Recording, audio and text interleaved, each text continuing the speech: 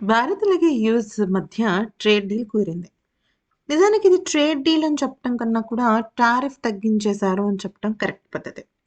కాకపోతే మన భారతదేశం అంటే మన ప్రధానమంత్రి మోదీ గారు ముందుగా రాబోయే ఒక పెద్ద పెనుముప్పుని కొద్దిగా డైవర్ట్ చేశారు అని చెప్పొచ్చు. అదేంటి అనేది గనుక చూస్తే ఈసారి 2026 యూనియన్ బడ్జెట్‌లో గనుక మనం చూసినట్టయితే చాబహార్ పోర్ట్‌కి సంబంధించి ఎటువంటి నయా పైసా కూడా అక్కడ దానికి ఏం అలాట్ చేయలేదు. ఓకే. అంటే దానికసలు ఏ రకమైన బడ్జెట్ అలాట్‌మెంట్ జరగలేదు. దాంతో మనందరం ఏమనుకున్నాము అంటే, మనందరం అంటే చాలామంది ప్రతిపక్షాలు గాని, ఎవరైనా సరే అడిగిందేంటంటే, ఓహో! చాబహార్ పోర్ట్ నుంచి భారత్ తప్పుకుంటోందా? ఇరాన్ విషయంలో రూట్ మార్చిందా? అనేది గనక చూస్తే, ఇప్పుడు భారత్ తీసుకునే నిర్ణయం మన భారతదేశానికి చాలా రక్షణ కవచంగా మారబోతుంది. ఎందుకో చెప్తాను వినండి.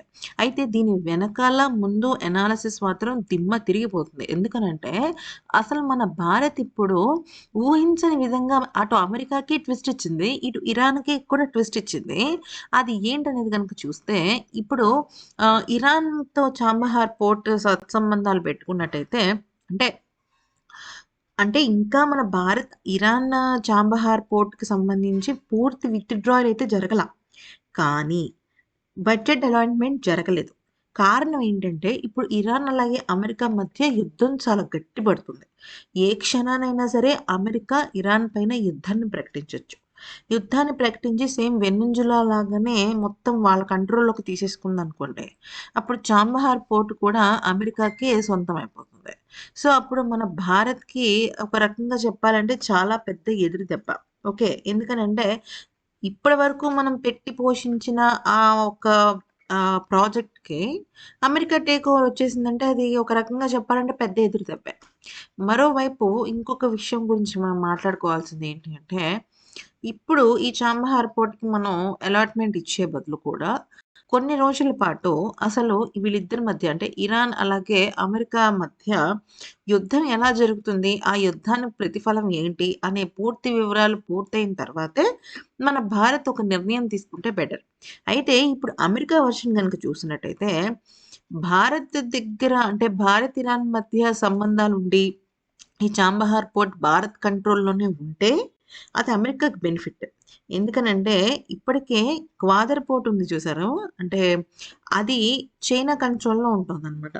సో, అది చైనా కంట్రోల్‌లో ఉంది కాబట్టి అమెరికా ఈ చాబహార్ పోర్ట్‌ని తన కంట్రోల్‌లోకి తీసుకోవాలని చెప్పేసి భారత్, ఇరాన్స్‌కి సంబంధించిన ఈ పోర్ట్ విషయంలో ట్రంప్ జోలికి వెళ్ళటం లేదు.